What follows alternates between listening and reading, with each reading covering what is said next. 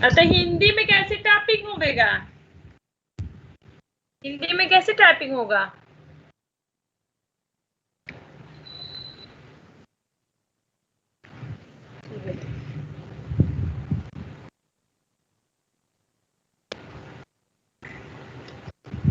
Good morning everyone, welcome to Stream Life Academy. और आज हम लोग करेंगे द फर्स्ट सिटीज, जो थर्ड चैप्टर है सोशल साइंस का, सीटेट में हिस्ट्री का थर्ड चैप्टर है और ये बहुत इम्पोर्टेंट चैप्टर है। तो शुरू करते हैं। द फर्स्ट सिटीज, इसमें जब लोगों ने गहन कृषि शुरू किया, मतलब एक जगह पर रहना शुरू किया और कृषि की शुरुआत हो गई 10,000 साल पहले जब लोगों ने कृषि करना शुरू कर दिया। तो फिर क्या हुई, कुछ लोगों मतलब बहुत सारी नदियाँ जो थी, नदियों के किनारे लोग रहने लगे, बसने लगे, अस्थायी कृषि होने लगी।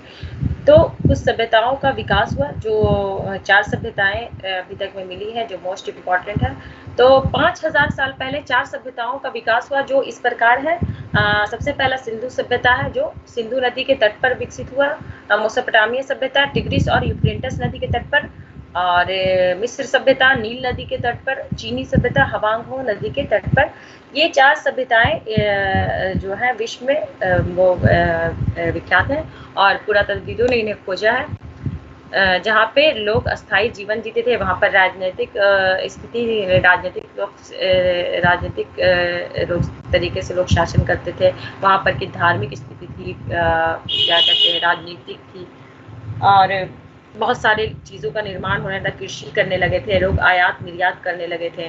तो फर्स्ट हम पढ़ेंगे सिंधु सभ्यता के बारे में कि सिंधु सभ्यता की रहने सहने का आवास कैसा था, रहन सहन कैसा था, संस्कृति कैसी थी, कल्चर कैसी थी, सारी चीज़ें हम करें इसमें पढ़ेंगे। तो सिंधु सभ्यता का सबसे पहले उद्भव पढ़ लेते हैं कि उसका उद्भव कब हुआ और किस तरीके से किसी भी सभ्यता का जो तिथि होती है उसको हम किस तरीके से करते हैं, मतलब उसकी तिथि की जो जानकारी है वो कैसे प्राप्त की जाती है। और पुरातत्वविद लोग कैसे बताते हैं कि कौन सी सभ्यता कितनी ईस्वी में शुरू हुई या उसका उद्भव कब हुआ। तो उसे हम कार्बन डेटिंग विधि कहते हैं, C14।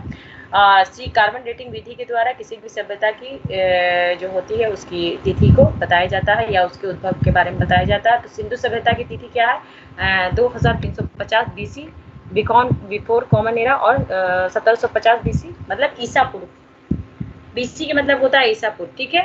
और CE के मतलब ईस्वी, CE मतलब कॉमन एरा और BC के मतलब बिफोर कॉमन एरा। तो सिंधु सभ्यता की शुरुआत कब से, उद्भव कब हुई? तो सिंधु सभ्यता का उद्भव किसी भी सभ्यता की तिथि की जो तिथि कैसे बताई जाती है, तो वो विधि क्या होती है, उसे हम कार्बन डेटिंग की विधि कहते हैं। इसे याद रखना है। किसी भी सभ्यता की, कोई भी आप सभ्यता कर लो, पढ़ लो, ठीक है। तो कार्बन डेटिंग विधि द्वारा उसकी तिथि बताई जाती है। और सिंधु सभ्यता का जो उद्भव है वो कब से कब तक है, 1350 BC से 1750 BC के बीच इस सभ्यता का क्या हुआ, उद्भव हुआ। और यहाँ पर एक अस्थायी जीवन पनपी और यहाँ पर मतलब जो लोग रहने वाले थे उनका एक अस्थायी जीवन था, उनकी एक संस्कृति थी, उनका आवास था, सारी चीज़ें थी। वो आगे पढ़ेंगे किस तरीके की था, कैसी वहाँ पे कैसे रहते थे। तो उद्भव इसका याद रखना है, ये शॉर्ट क्वेश्चन में आता है कि सिंधु सभ्यता की उद्भव कब हुआ और कौन सी तिथि तक उसका चला।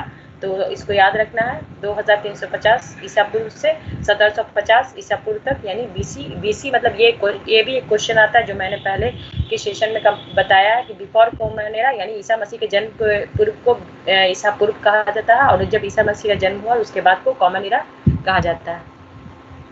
उसी के हिसाब से जो भी तिथि है आज जो चल रही है कॉमन एरा इसी जिसे हम 2020 21 22 जो भी चल रही है, मतलब उसी के आधार पर आज तक चल रही है। तो सिंधु सभ्यता की खोज किसने की? तो सिंधु सभ्यता की खोज 1921 में, यानी 1921 सी मतलब कॉमन एरा बताया मैंने, 1921 में दयाराम साहनी जी ने इस सभ्यता की खोज की थी। तो ये भी एक शॉर्ट क्वेश्चन आ सकता है।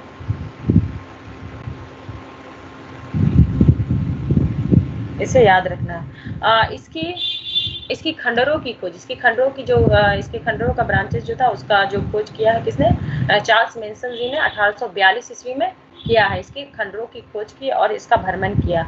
ये सभ्यता क्या है, एक कांस्य युगीन सभ्यता। ये भी एक शॉर्ट क्वेश्चन है कि ये सभ्यता कौन सी युगीन सभ्यता है, तो ये सभ्यता क्या है, ये कांस्य युगीन सभ्यता है।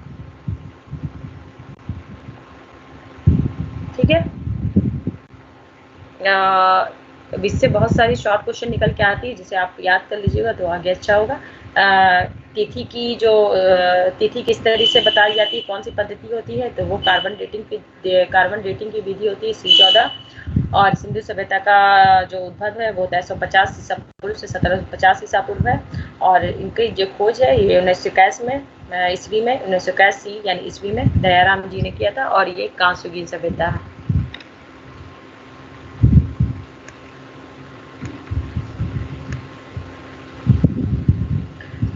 अब हड़प्पा सभ्यता की कुछ विशेषताएं हम पढ़ लेते हैं कि क्या क्या विशेषताएं हैं और ये कहाँ पर बसी थी, कैसे शुरू हुई, जो भी। तो हड़प्पा सभ्यता रावी नदी के किनारे पर स्थित है। रावी नदी जो अब सिंधु पाकिस्तान में है, तो हड़प्पा सभ्यता कहाँ है, रावी नदी के बाएं किनारे पे है। इसका जो क्षेत्रफल है, उसका क्षेत्रफल 13 लाख वर्ग किलोमीटर है, और उसमें मेसोपोटामिया, और ये मिस्र और मेसोपोटामिया दोनों से बड़ा है। इसका क्षेत्रफल 13 लाख वर्ग किलोमीटर है, और ये मिस्र और जो मेसोपोटामिया जो सभ्यताएं हैं, 2 और 3 ऐसे तो है, लेकिन ये दोनों सभ्यता से सिंधु सभ्यता जो है बहुत बड़ा है। ठीक है, इसका एरिया 13 लाख वर्ग किलोमीटर है, और ये रावी नदी के बाएं किनारे पर स्थित है। अभी तक इसमें 1000 स्थलों की खोज की गई है। अभी तक जो भी उत्खनन हुआ या खुदाई हुई है उसमें 1000 स्थलों की खोज की जा चुकी है। और ये नॉर्थ में रोपड़ पंजाब, यानी नॉर्थ में रोपड़ पंजाब जो पाकिस्तान में है, और साउथ में 11,000 किलोमीटर दूर बालाराव गुजरात, और वेस्ट में सुतकांगे डोर एक जगह है जो कहाँ है, अभी प्रेजेंट में वो पाकिस्तान ईरान सीमा से लगा हुआ है। क्या, सुतकांगे डोर, इसकी चहुद्दी याद रखना है कि नॉर्थ में क्या, नॉर्थ में रोपड़ पंजाब, साउथ में 11,000 किलोमीटर दूर बालाराव गुजरात, वेस्ट में सुतकांगे डोर पाकिस्तान ईरान सीमा पर, और ईस्ट में 1600 किलोमीटर दूर आलमगीरपुर में ये फैला हुआ है। दूसरा बोलते हैं नए खोजों के अनुसार सबसे नॉर्थ का जो एरिया है वो मानदा है, और सबसे साउथ का एरिया क्या है, दायमाबाद। अभी जो हाल फिलहाल जो खोज की गई, खोज तो हमेशा होती रहती है और चलती रहती है, नई नई चीजें मिलती रहती हैं।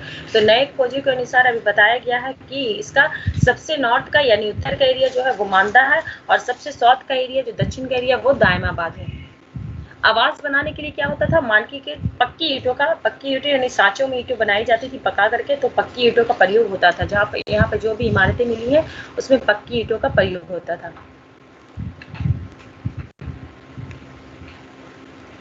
अब हड़प्पा सभ्यता के आवास के बारे में पढ़ लेते हैं कि इसकी आवास क्या थे। तो इस सभ्यता के जो सबसे विशेष गुण है, इसके आवास बनाने के लिए क्या, ग्रिड प्रणाली का प्रयोग किया जाता था। ग्रिड प्रणाली के तहत इस शहर की व्यवस्था होती थी। ग्रिड प्रणाली क्या है, ग्रिड प्रणाली में जो गलियां और सड़कें होती थी वे एक दूसरे को समकोण पर काटती थी। तो यहाँ पे एक मोस्ट इम्पॉर्टेंट चीज यहाँ पे है, ये 1 नंबर का क्वेश्चन निकल के आता है कि वहाँ जो आवास बनी होती थी उसमें किस प्रणाली का यूज होता था, तो यहाँ पर ग्रिड प्रणाली का प्रयोग होता था, याद रखना है। ग्रिड प्रणाली क्या होती है, ग्रिड प्रणाली उसे कहते हैं जो जिसमें गलियां और सड़क जो होती है एक दूसरे को समकोण पर काटती है।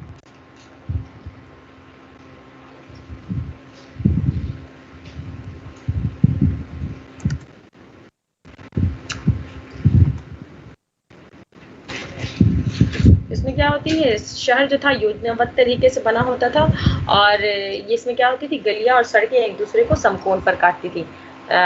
दूसरा चलता है, शहर क्या होता था, शहर जो है आयतकार यानी रेक्टेंगल, आयतकार खंडों में विभक्त होता था। ये प्रणाली मिस्र और मेसोपोटामिया में अज्ञात है, यानी ये जो आयतकार खंडों में जो विभक्त होता था शहर, इस तरह की प्रणाली सिर्फ सिंधु सभ्यता में देखी गई है, और ऐसा मिस्र और मेसोपोटामिया में नहीं देखा गया। शहर जो था वो आयतकार खंडों में विभक्त होता था। निर्माण कार्यों में क्या होता था, मेहराबों का प्रयोग नहीं होता था, उस टाइम उतना विकसित नहीं हो पाया था चीजें, तो मेहराबों का प्रयोग नहीं होता था। अगर क्वेश्चन आ जाए कि मेहराबों का प्रयोग अगर सिंधु सभ्यता में होता था, तो आप हमेशा याद रखिएगा कि मेहराबों का प्रयोग उस जमाने में नहीं हुआ करता था।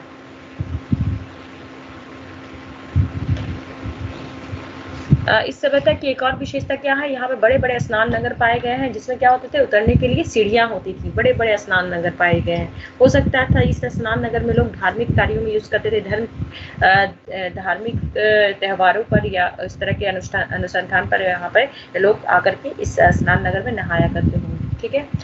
सबसे बड़ी वहाँ की क्या थी, सबसे बड़ी इमारत जो थी वो धान्य कोठार थी। इसकी माप कितना थी, 150 फीट लंबी थी और 50 फीट चौड़ी थी।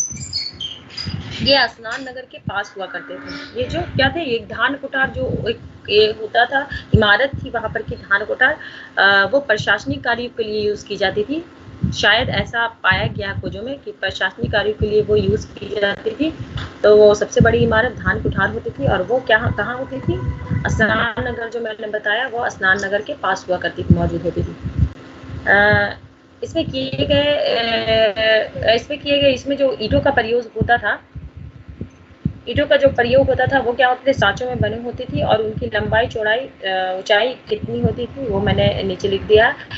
इसकी ऊंचाई क्या होती थी, चौड़ाई की दुगनी, इसकी जो ऊंचाई होती थी वो चौड़ाई की दुगनी होती थी, और लंबाई चौड़ाई की दुगनी होती थी, जिसमें यहाँ पे लिखा हुआ गया 7.5 इंटू 15 इंटू 30 सेंटीमीटर, 80 प्रकाश 10 इंटू 20 इंटू 40 सेंटीमीटर के रूप में जानते हैं। ये खुली सांचे में बनाई जाती थी, यानी सांचों में इसका निर्माण किया जाता था। तो ईंटों का जो कितना सेंटीमीटर चौड़ा होता था, ये चीज याद रखना कि 7.5 इंटू 15 सेंटीमीटर ये क्या होता था, ऊंचा चौड़ा और लंबा होता था। ये ईंटें सांचे में बनाई जाती थी। चौड़ाई ऊंचाई की दुगनी होती थी तथा लंबाई चौड़ाई की, यानी जो चौड़ाई होती थी वो ऊंचाई की दुगनी, और जो लंबाई होती थी वो चौड़ाई की दुगनी होती थी। ये उस तरीके के ईंटें वहां होते थे। कुओं का निर्माण, कुआं बहुत सारे खुदाई में कुआं मिले हैं, वहां पे कुआं मिले हैं, तो कुओं का निर्माण होता था जो पन्नाकारों द्वारा बनाया जाता था। वहां पर खुदाई में क्या हुआ, कुओं के हमें मिले हैं, उस तरीके के गड्ढे मिले हैं, जिसे बताया गया कि वो कुआं होता होगा और उसे पन्नाकारों द्वारा बनाया जाता होगा।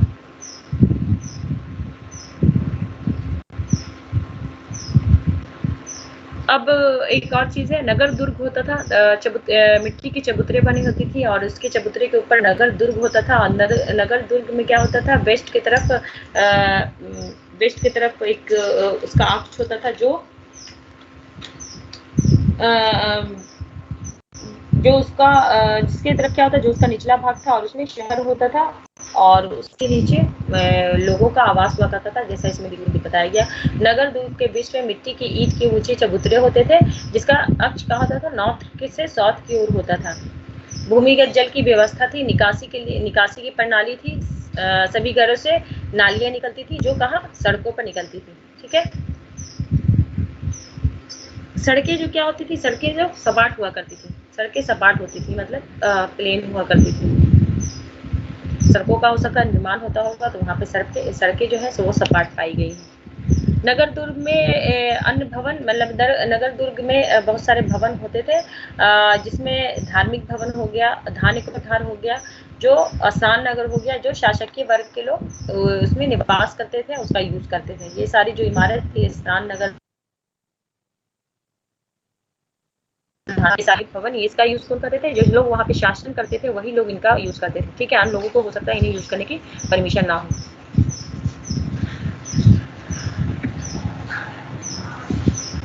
अब वहाँ पर का व्यापार तथा वाणिज्य क्या था, व्यापार क्या था। ठीक है, व्यापार के बारे में पढ़ लेते हैं। तो व्यापार स्थल तथा जल दोनों हो सकता था, यानी स्थल मार्ग से भी व्यापार किया जाता था और जल मार्ग से भी व्यापार किया जाता था। अंतर क्षेत्रीय मतलब सिंधु सभ्यता के अंदर अपना जो उसका क्षेत्र था, उसके अंतर क्षेत्रीय व्यापार में राजस्थान से, सौराष्ट्र मतलब गुजरात से, महाराष्ट्र, साउथ इंडिया, उत्तर प्रदेश और बिहार से होता था। यानी इतना सारे से अंतर क्षेत्रीय व्यापार होता था। विदेशों में जो व्यापार, यानी बाहर से जो व्यापार हुआ करता था, वो मेसोपोटामिया, अफगानिस्तान, बलूचिस्तान, बहरीन और फारस से व्यापार होता था। ठीक है।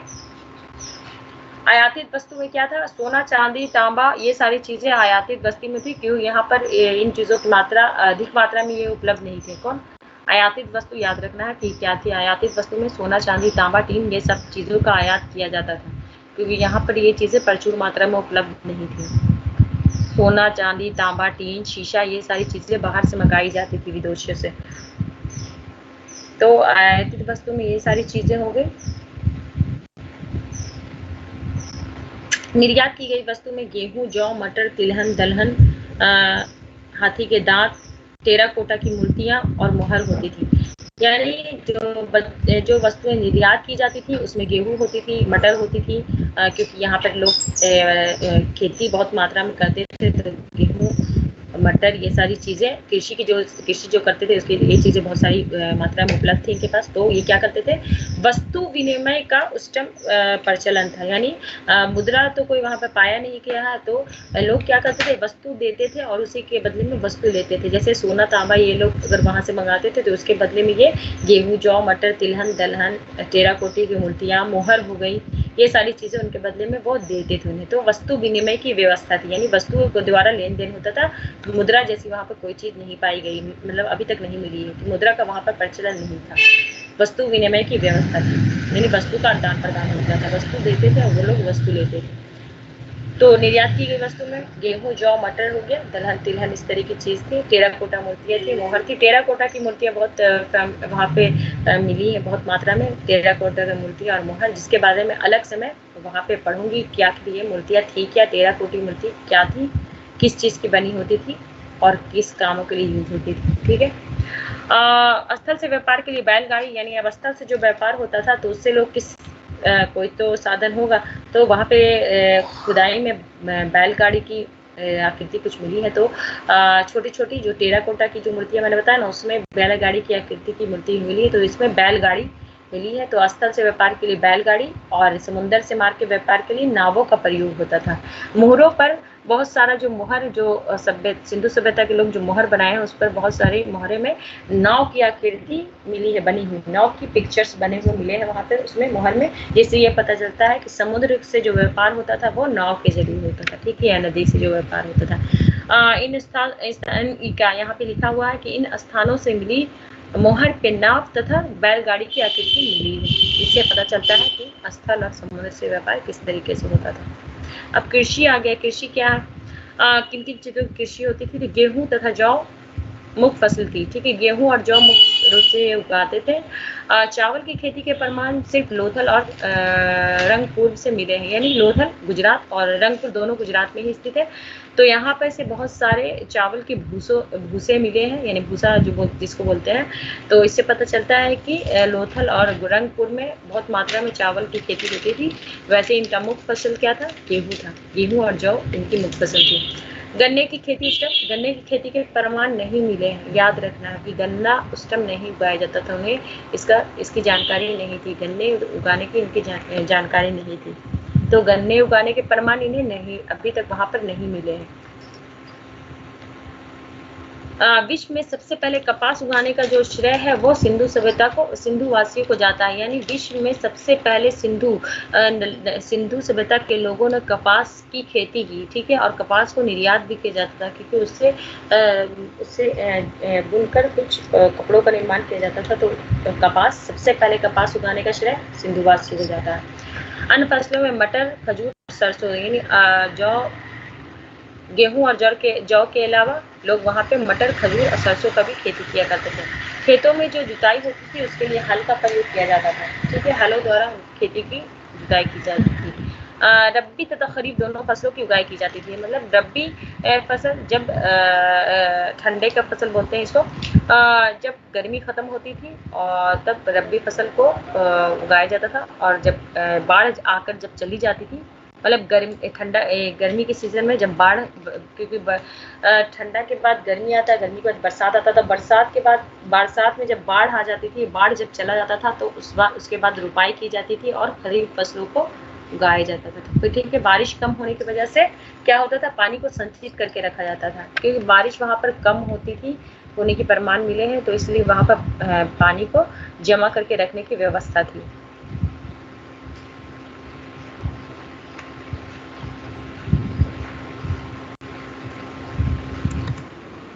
व्यापार तथा वाणिज्य। व्यापार क्या था, व्यापार क्या होता था, स्थल से व्यापार दोनों से होता था। ये तो मैंने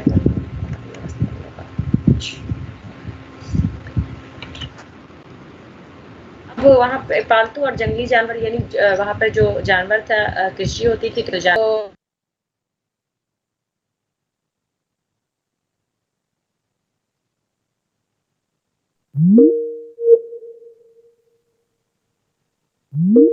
कुबर वाले पशु और बिना कुबर वाले पशु वहाँ पर मौजूद थे उस जमाने में, जो शायद अभी अब के ज़माने में नहीं है। भेड़ बकरी तो अभी भी पाए जाते हैं। तो भेड़ बकरी कुबरदार पशु और बिना कुबरदार पशु के प्रमाण मिले हैं। क्या था, सुअर तथा पिग जिसको बोलते हैं, सुअर तथा भैंस की अस्थियों के कम प्रमाण मिले हैं। और ऊँट की अस्थि सिर्फ कहाँ मिली है, कालीबंगन यानी राजस्थान में। राजस्थान क्योंकि बलुआहा एरिया था तो वहाँ पर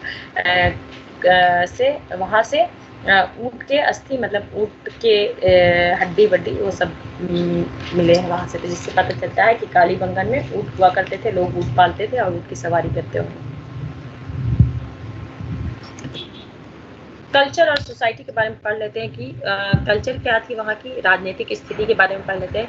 तो वहाँ की राजनीतिक स्थिति में अभी कोई स्पष्ट, अभी तक जो भी खोजें हुई हैं वहाँ पर स्पष्ट कोई प्रमाण वैसे मिली नहीं है कि राजनीतिक व्यवस्था क्या थी। लेकिन फिर भी जब स्थायी कृषि हो रही है, लोग वहाँ पर रह रहे हैं, उनका अपना कुछ रीति रिवाज, तो कोई व्यवस्था तो होगी ही। तो डी.डी. कौशाम्बी जी जो पुरातत्वविद हैं उन्होंने बताया है कि डी.डी. कौशाम्बी के अनुसार पुरोहित ही शासक हुआ करते थे, यानी पंडित लोग जो थे वही लोग शायद नीचे लोगों पर शासन करते होंगे। और आर.एस. शर्मा जो है उनका क्या है, उनके अनुसार व्यवसायी वर्ग के लोग, क्योंकि व्यवसाय होता था वहाँ पर, आयात निर्यात व्यापारी लोग थे, तो समाज में शायद वो लोग ऊंचे होंगे, तो व्यवसायी वर्ग के लोग शासन करते होंगे। तो इन दोनों का मत है। डी.डी. कौशाम्बी और आर.एस. शर्मा जो है उनका अलग अलग मत है, लेकिन कोई स्पष्ट अभी तक वहाँ पर प्रमाण ऐसा मिला नहीं है कि राजनीतिक स्थिति क्या थी और वहाँ पर कौन लोग शासन करते थे। ठीक है, तो इन दोनों ने अपना मत बताया है खोजों के हिसाब से कि पुरोहित हुआ करते होंगे या फिर व्यवसायी वर्ग के लोग, यानी जो व्यापार करते हैं वो लोग शासन करते होंगे। रिलीजियन, धर्म के बारे में पढ़ लेते हैं कि कौन सा धर्म था, किस धर्म के लोग वहाँ पे मानते थे। तो मोहरों के मोहरों के जो छाप मिले हैं, ताबीज़ें मिली हैं, तमार और गोलियां मिली हैं। तो हड़प्पा वासियों की जानकारी इससे प्राप्त होती कि कौन सा धर्म, ये सब चीज़ें जो मिली है, मोहर है, ताबीज़ है और मोहरों पर जो आकृति बनी हुई है उस पे से पता चलता है, देख करके उस पर जो आकृति बने हुए उसको देख के पता चलता है कि हो सकता है ये उनके भगवान या धर्म भगवान होंगे, उसके हिसाब से वो उनकी पूजा करते हैं।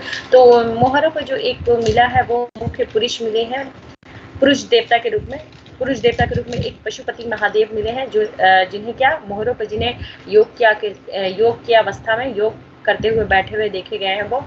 और उनके चारों ओर हाथी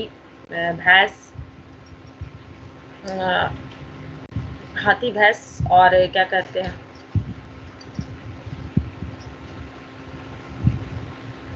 बारहसिंगा, हाथी, बारहसिंगा एवं भैंस अलग अलग अपना दिशा में वो मुंह करके खड़े हुए हैं और मतलब बैठे हुए हैं। उस जो योग की आकृति में जो पुरुष बैठे हैं उनके चारों ओर वो जानवर बैठे हुए हैं और शिव के जो पैर के नीचे 2 हिरन बैठे हुए पाए गए हैं। तो इससे पता चलता है कि पशुपति महादेव जो थे उनकी मुख्य देवता थे और उनकी वो पूजा करते थे। अन्य देवताओं में वहाँ पर मातृ देवी की आकृति मिली है, मोहरों पर टेराकोटा की मूर्तियों पर मातृ देवी की मूर्तियाँ मिली हैं, मातृ देवी की आकृति मिली है बनी हुई। लिंग की पूजा होती थी, वृक्ष में यानी पेड़ों में पीपल की पूजा होती थी। पशु में कुबड़ वाले पशु और बिना कुबर के पशु की भी पूजा की जाती थी। वहाँ पर से बहुत सारी मात्रा में ताबीज़ मिले हैं। यहाँ पे देख लीजिए, यहाँ पर जो क्वेश्चन है यहाँ पर आ सकता है कि कौन से देवता को पूजते थे। तो पशुपति महादेव को आप कौन से देवता होते थे, तो इसकी चीज़ या किस चीज़ की पूजा होती है, तो इन चीज़ों को याद रखना है कि पशुपति महादेव की पूजा होती थी, मातृ देवी की पूजा होती थी, लिंग की लोग पूजा करते थे, पीपल वृक्षों में पीपल की पूजा हुआ करती थी, कुबड़ वाले पशु की, बिना कुबड़ वाले पशु की पूजा हुआ करती थी। तो इन सारी चीज़ों को याद रखना है कि किस चीज़ों को लोग वहाँ पर पूजते थे।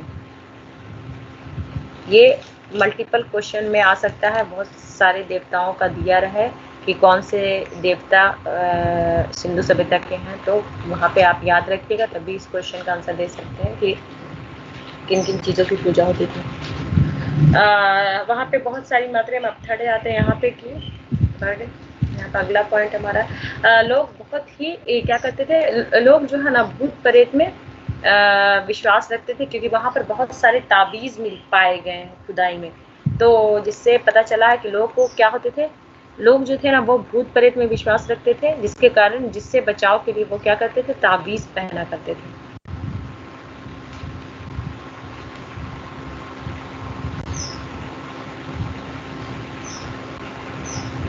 ठीक है, ये सारी चीजें इंपॉर्टेंट है धर्म में। तो इतना धर्म था इनका, मैंने बता दिया। चलते हैं नेक्स्ट लिपि और भाषा की ओर कि स्क्रिप्ट एंड लैंग्वेज, यानी इनकी लिपि और भाषा क्या थी। तो लिपि भाषा क्या थी, तो अभी तक जो भी खोज की गई है और जो पुरातत्वविदों ने अभी तक जो रिसर्च किया है उसमें अभी तक पता नहीं चला है कि वहाँ की लिपि क्या थी। ठीक है, तो मतलब भाषा क्या थी ये पता नहीं चला। लिपि जो अभी तक देखा गया वो जो मोहरों पर आकृति बनी हुई है और टेराकोटे की मूर्तियों पर आकृति, बर्तन पर जो आकृति बनी हुई है, उससे पता चलता है कि हड़प्पा की लिपि को क्या कहा गया है, चित्रलिपि कहा गया है। यानी चित्रलिपि, बहुत सारे चित्र मिले हैं तो उसे चित्रलिपि कहा गया है, क्योंकि इसमें चिड़िया, मछली और बहुत सारी आकृतियां बनी हुई होती थी। इसकी क्या कहते हैं, इसकी संख्या क्या होती थी, इनके संकेतों की संख्या क्या होती है, मतलब बहुत जो अलग अलग संकेत मिले हैं उसकी संख्या 400 से 600 मानी गई है, जिसमें मूल रूप में जो मूल रूप में यानी बहुत सारी जगह पे जो पाए गए हैं वो 40 से 60 इनकी संख्या बताई गई है। ठीक है, नेक्स्ट चलते हैं। हड़प्पा वासियों को भाषा अभी तक अज्ञात है, मतलब अभी तक किसी भी भाषा के बारे में वहाँ पता नहीं चला और कोई भी भाषा को अभी तक पढ़ नहीं पाया है। ठीक है, एक हमारे पुरातत्वविद राजा राम जी हैं, जिन्होंने हड़प्पा की लिपि को अक्षरीय और चित्रलिपि और अक्षरीय दोनों बताया है। उन्हें पढ़ने से ऐसा लगा है कि वहाँ की जो लिपि है वो ब्राह्मणीय लिपि से मिलती जुलती है। ब्राह्मणीय लिपि एक होती थी, तो वो उस लिपि से बाकी के वर्षों में जो ब्राह्मण, तैतरीय ब्राह्मण, ऋग्वेद के बाद जो आया, तो लिपियों का विकास हुआ तो ब्राह्मणी लिपि से बोल जाता था। तो उन्होंने बताया कि ये जो सिंधु लिपि में जो आकृतियां बनी हुई मिली है वो क्या है, ब्राह्मी लिपि से मिलती जुलती है। उन्होंने ये ऐसा बताया। ठीक है, लेकिन अभी तक कोई अभी लैंग्वेज के बारे में पता नहीं है, उसका लैंग्वेज अभी तक अज्ञात है। और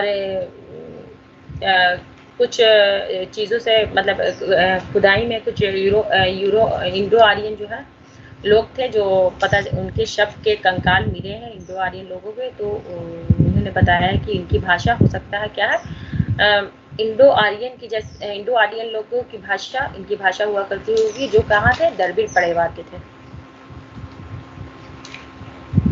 ठीक है, और अभी तक जो अभिलेख कोई बुक कागज की व्यवस्था तो वहाँ पर थी नहीं, जो भी है वो मोहरों पर लिखा हुआ है या बर्तनों पर या टेराकोटा की मूर्तियों पर लिखा हुआ है या दीवारों पर लिखा हुआ मिला है। तो उसमें इतनी मतलब वो वर्ड जो बहुत ज़्यादा छोटी है, मतलब बहुत छोटे वर्ड में लिखा हुआ है, जिसके कारण उसे अभी तक पढ़ा नहीं जा सका है। लेकिन ऐसा विश्वास है कि इंडो आर्यन की समूह की भाषा हुआ करती होगी, जो कहाँ के थे, वो जो द्रविड़ परिवार के थे। राजा राम जी के अनुसार लिपि क्या है, चित्रलिपि है। चित्रलिपि और अक्षरीय लिपि दोनों बताया उन्होंने। लिपि को दाईं से बाईं ओर की ओर लिखा जाता था, जिसे बुस्ट्राफेडन पद्धति का इस्तेमाल किया जाता था। उन्होंने ऐसा बताया, राजा राम जी ने बताया है कि जो ये लिपि है उसे लिखने के लिए बुस्ट्राफेडन पद्धति का इस्तेमाल किया गया है। इस पद्धति में क्या होता था, इस पद्धति में क्या होता है, इसमें जो क्रम होता है लिखने का वो बाईं से दाईं ओर और दाईं से बाईं ओर उसमें लिखा जाता है अक्षरों को, किसमें, बुस्ट्राफेडन पद्धति में। तो उन्होंने रिसर्च करके ये पाया है कि वहाँ पे बुस्ट्राफेडन पद्धति का इस्तेमाल किया जाता होगा, जिसमें अक्षरों का क्रम क्या होता है, बाईं से दाईं ओर और दाईं से बाईं ओर। ठीक है, तो लैंग्वेज स्क्रिप्ट में इतना हो गया। मुहर मैंने बताया कि मुहर जो है वो इनकी एक विशेष अपनी पहचान थी। सिंधु लोगों ने मुहर बहुत मात्रा में, सिंधु सभ्यता का जो शहर जो 1000 स्थलों की अभी तक खोज हुई है, वहाँ से हर स्थल से बहुत मात्रा में मुहर मिले हैं। तो मुहर से पता चलता है कि यहाँ के लोगों का मुख्य काम होगा मुहर बनाना। अपनी विशिष्ट आकृति थी ये मतलब विशिष्ट पहचान थी इनकी मुहर बनाना। और ये मुहर बनाना इन्होंने किसी से सीखा नहीं थी, ये उनका खुद का आविष्कार था। तो यहाँ पे यही बताया गया है कि मोहर सेल खड़ी मतलब मुलायम पत्थर के बने होते थे। मोहर जो थे वो सेल खड़ी के बने होते। सेल खड़ी का क्या मतलब होता है? मुलायम पत्थर जो जिसमें हार्डनेस कम हो। तो मोहर सेल खड़ी मतलब मुलायम पत्थर की बनी होती थी। इनकी सर्वश्रेष्ठ रचना क्या होती थी? इनकी सर्वश्रेष्ठ रचना होती थी। ठीक है, ये इनकी सर्वश्रेष्ठ रचना थी। बताया कि जैसे कि ये चीज इन्होंने किसी सीखा नहीं थी, इनकी खुद की ये रचना थी। कौन? मोहर बनाना। जिसका आकार, इन मोहरों का आकार कितना होता था? 1.5 इंच होता था या 1.5 से 2.5 इंच के करीब होता था। 1.5 इंच का या 2.5 इंच का होता था मोहर। मोहर को काटना चमकाना इनका अपना आविष्कार था। ये चीज इन्होंने किसी से सीखा नहीं था। उसको काटना चमकाना ये खुद करते थे। ये जो मोहरें होती थी वो आयताकार, बेलनाकार और बटन के आकार की, यानी बटन जैसा गोल होता है, बटन आकार, गोलाकार की होती थी। आयताकार, बेलनाकार, बटन आकार और गोलाकार की होती थी। ये आयतों का शेप था। मोहरों पर किस चीज की आकृति बनी होती थी? तो मोहर से ही हमें बहुत चीजों का पता चला है। जैसे कि मैंने बताया कि वहां से पुरोहितों की फोटो या वहां के धर्म के बारे में पता चला है। आदि शिव जो मैंने बताया, पशुपति महादेव की फोटो बनी होती थी, माता देवी की फोटो बनी होती थी। तो मोहरे पर पशु, मनुष्य, चिड़िया, बिना कुबड़ वाले पशु और कुबड़ वाले पशु की फोटो और बहुत सारी आकृतियां, जैसे कि आज शिव, माता देवी, लिंग का पिक बना होता था, ऊंट का पिक बना होता था। बहुत सारी चीजें हैं जो उसमें बनी हुई पाई गई है। अब टेराकोटा का वहाँ पर इससे पहले भी टेराकोटा के बारे में बहुत बार इस वर्ड का यूज हुआ, तो इसके बारे में बता देती हूँ कि टेराकोटा क्या था। तो टेराकोटा की मूर्तियाँ खिलौने तथा सांप्रदायिक वस्तु के रूप में टेराकोटा की बहुत सारी मूर्तियाँ मिली हैं।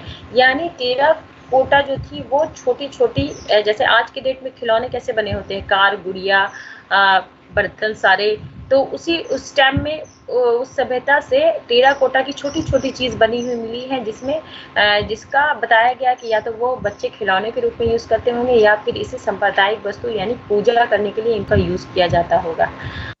इनमें से कुछ हाथ से तो कुछ सांचे में बने होते थे। इसमें से कुछ क्या होते थे?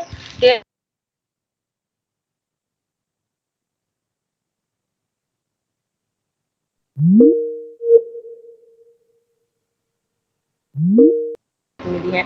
पशु, पक्षी, मछली, ये सारी चीजें बनी होती थी टेराकोटा की मूर्ति, जिसे बच्चे या तो खेलते होंगे, और जो शिव की आकृति हो गई, माता देवी की आकृति हो गई, कुबड़दार पशु की आकृति हुई, इनको लोग पूजा के लिए यूज करते होंगे। तो टेराकोटा की मूर्तियों का 2 यूज था, या तो खिलौना या पूजा के लिए सांप्रदायिक वस्तु के रूप में इनका यूज किया जाता था।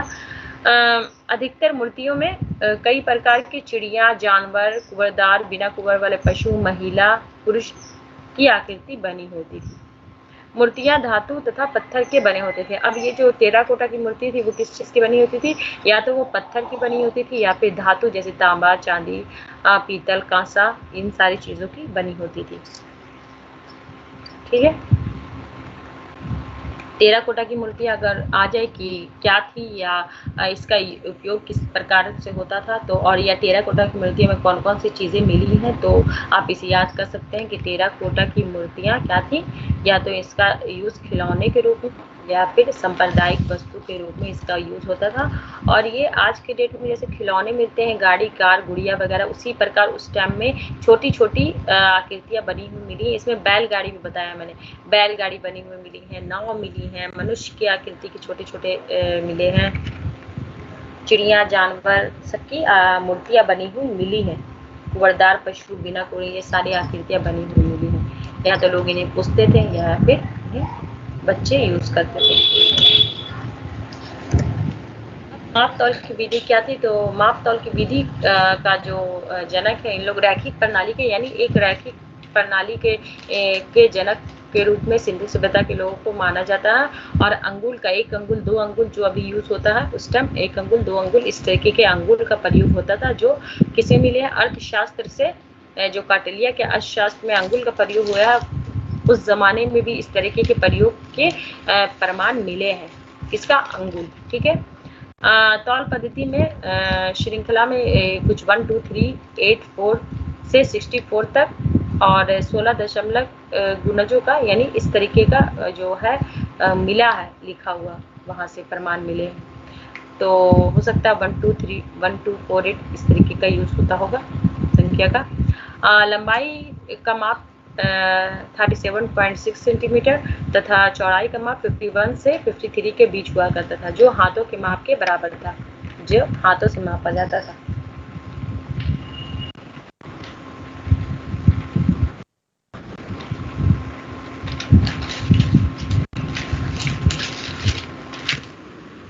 अब आई अंतिम संस्कार की बात कि वहाँ पे मरने के बाद लोगों को क्या किया जाता था। तो मरने के बाद वहाँ पर मोहनजोदड़ो जो हमारा स्थल है, क्या कहते हैं उसे, जो सिंधु सभ्यता का स्थल है मोहनजोदड़ो, वहाँ मोहनजोदड़ो, हड़प्पा, कालीबंगन, लोथल, रोपड़, वहाँ पे बहुत सारे कब्रिस्तानों का, यहाँ पर मोहनजोदड़ो से अगर 3 चीज़ मिली हैं तो हम इसलिए यहाँ पर मोहनजोदड़ो का नाम लिया है, लेकिन और सब स्थलों का भी उत्खनन किया गया है। उनके उन स्थलों के उत्खनन मतलब कब्रिस्तान में, वहाँ पे जो कब्रिस्तान मिले हैं उसका जो खुदाई की गई है, तो वहाँ पर से प्रमाण मिले हैं। तो उसी के आधार पर हम लोगों ने बताया कि लेकिन मोहनजोदड़ो से तीनों प्रकार के अंतिम संस्कार के प्रमाण मिले। ठीक है, वैसे हड़प्पा, कालीबंगन, लोथल, रोपड़ सभी जगहों के कब्रिस्तान से उत्खनन किए गए हैं, जिसमें पाया गया है क्या चीज कि या तो पूर्ण दफन होता था, 3 तरीके की वहाँ पर अंतिम संस्कार की व्यवस्था देखी गई है, या तो पूर्ण दफन होता था, या आंशिक दफन होता था, या फिर दाह संस्कार के बाद दफन होता था। पूर्ण दफन के मतलब व्यक्ति को पूरी तरह मिट्टी के अंदर डाल दिया जाता था गड्ढा करके, तो वो पूर्ण दफन हो गया। आंशिक दफन में हो गया कि उसमें क्या होता था कि आधा भाग को बॉडी को जमीन के अंदर रहती थी और आधा भाग को छोड़ दिया जाता था, किसके लिए, जानवर और चिड़िया को खाने के लिए आधे शरीर को बाहर छोड़ दिया जाता था, तो ये आंशिक दफन हो गया। थर्ड में दाह संस्कार, मतलब पहले मुंह में आग दिया जाता होगा, शायद इस तरीके प्रमाण मिले हैं, मतलब पहले थोड़ा जलाया जाता होगा, उसके बाद उसको दफन किया जाता होगा। लेकिन ज्यादातर जो मतलब मोहनजोदड़ो, लोथल, रंगपुर, ये सब रोपड़, सारी जगह से जो कब्रिस्तानों का जो उत्खनन किया गया है, वहाँ पर सबसे ज्यादा जो अंतिम संस्कार के प्रमाण है वो वहाँ पे पूर्ण दफन किया जाता था, यानी ज्यादातर एरिया में पूर्ण दफन के प्रमाण मिले हैं, यानी पूर्ण दफन पूरी तरीके से दफन किया जाता था। और जिसमें क्या होता था, जिसमें व्यक्ति के शरीर को पीठ के बल लिटाया जाता था और उसका सर जो होता था उत्तर की दिशा में रखा जाता था। तो ये वाला चीज याद रखना है कि सिंधु सभ्यता में जो या दफन के तो 3 चीज थे, लेकिन ये चीज याद रखना है कि शरीर किस डायरेक्शन में होता था जब दफन किया जाता था, तो शरीर पीठ के बल होता था और सर उत्तर की तरफ होता था। ये इम्पोर्टेंट है, इसको याद रखना है। कभी कभी इस तरीके से क्वेश्चन आ सकती थी कि दफन के टाइम शरीर का जो डायरेक्शन है वो क्या होता था। ठीक है, इसका इस सभ्यता का पतन कब हुआ। इस सभ्यता की 2350 से 1750 की ईसा पूर्व के बीच थी। अब 1750 ईसा पूर्व इसका पतन मतलब इसका विनाश कैसे हो गया, विनाश कैसे हो गया। ये सभ्यता इतनी बड़ी सभ्यता थी, तो इसका विनाश की वजह क्या है। तो इस सिद्धांत के अनुसार इसमें 2 सिद्धांत बताए गए हैं पुरातत्वविदों के द्वारा। पहला शीघ्र पतन का सिद्धांत है और दूसरा क्रमिक पतन का सिद्धांत है। तो शीघ्र पतन के सिद्धांत के अनुसार क्या बताया गया है कि आर्यों का आक्रमण बताया गया है कि आर्य लोगों ने यहाँ आक्रमण किया। अब आर्य लोगों के बारे में कैसे पता चला, क्योंकि खुदाई में बहुत सारे आर्य लोगों की हड्डियां मिली है जो सिंधु सभ्यता के लोगों से कुछ मतलब अलग है, तो बताया गया कि वो आर्य लोग थे। तो इस सिद्धांत के अनुसार बताया गया कि आर्य लोगों के आक्रमण करने के कारण इस सभ्यता का विनाश हो गया।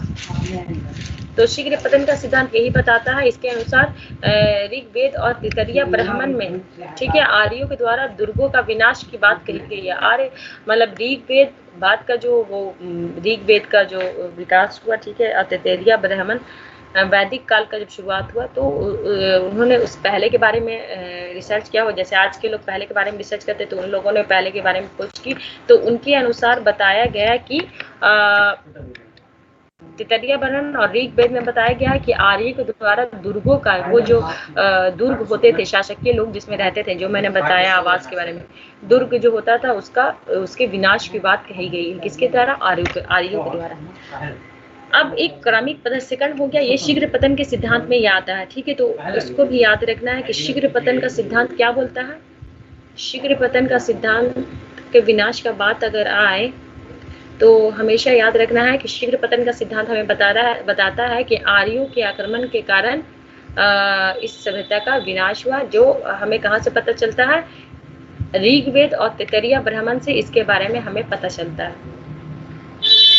ऋग्वेद और तैत्तिरीय ब्राह्मण से हमें इसका ये मतलब जो अभिलेख वहां से मिले ऋग्वेद में, इससे पता चलता है कि आर्यों द्वारा दुर्गों का विनाश किया गया था।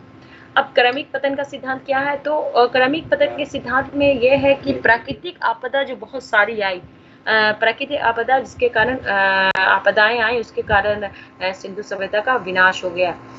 इसके अनुसार इस सिद्धांत के अनुसार बाढ़, नदियों का सूखना, ज्यादा खेती करना, उर्वरक खेती में मतलब मिट्टी में उर्वरकता शक्ति की कमी हो गई, जंगलों का विनाश हो गया क्योंकि कंटिन्यू वो रहने लगे और उन चीज़ों का यूज़ करने लगे, तो जिसके कारण हो सकता है उनका विनाश हो गया होगा। बहुत तेज भूकंप आ गया, ठीक है। तो प्राकृतिक आपदा के कारण क्या हुआ? इस सभ्यता का विनाश हो गया। जो कौन बताता है? क्रमिक पतन का सिद्धांत हमें ये बताता है कि प्राकृतिक आपदा में इन सारी चीज़ों जैसे बाढ़ आना, नदियों को सूखना, उर्वरकता शक्ति का कमी होना, ये सारी चीज़ें हो गई जिसके कारण सिंधु सभ्यता का जो है विनाश हो गया। और बहुत सारे जो पुरातत्वविद लोग हैं, उन्होंने अलग अलग अपना मत दिया है। व्हीलर और गार्डन जी ने आर्यों द्वारा उनका विनाश बताया। व्हीलर और गार्डन जो है उन्होंने बताया कि आर्यों के द्वारा विनाश हुआ है। मार्शल और मैके जी ने बताया कि भीषण बाढ़ के कारण विनाश हुआ है। डी कौशाम्बी जिन्होंने बताया, डी कौशाम्बी जो शुरू में रिसर्च करे हैं, इनके ऊपर काफ़ी हमारे भारतीय वैज्ञानिक है। तो डी कौशाम्बी जी ने बताया कि मोहनजोदड़ो में आगजनी के द्वारा विनाश हुआ, यानी आग लग गया, वर्षा की कमी हो गई, कृषि पशुपालन का विनाश हो गया। क्या हो गया? आग लग जाने के कारण, जंगलों में आग लग जाने के कारण क्या हो गया?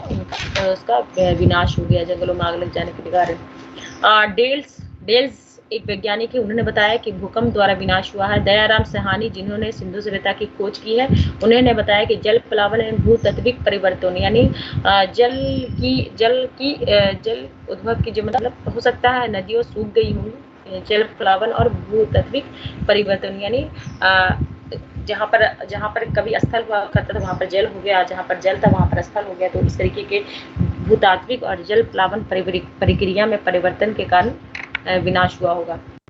आर.एल. अस्टाइन जी हैं, उन्होंने बताया कि ओलावृष्टि और जलवायु परिवर्तन के कारण विनाश हुआ। कौन? आर.एल. अस्टाइन जी ने। प्राकृतिक आपदाओं का केनेडी जी जो बताया, केनेडी जी ने बताया कि प्राकृतिक आपदाओं के द्वारा विनाश हुआ है। तो सर जॉन मार्शल जी हैं, उन्होंने बताया कि प्रशासनिक शिथिलता, यानी प्रशासन की कोई सही व्यवस्था नहीं थी जिसके कारण इस सभ्यता का विनाश हो गया। ये किसने बोला? सर जॉन मार्शल जी ने। तो पतन के अलग अलग पुरातत्वविद लोग हैं, उन्होंने अलग अलग रिसर्च किया और अलग अलग चीज़ें बताई हैं, ठीक है। जहाँ पर वो सारी चीज़ें मैंने बता दिया कि कौन सी चीज़ किसने कही है। तो आज का जो फर्स्ट सिटीज़ था सिंधु सभ्यता, ये हमारा चैप्टर कंप्लीट हो गया है। कल फिर मिलते हैं नए चैप्टर के साथ। तब तक के लिए बाय, ठीक है।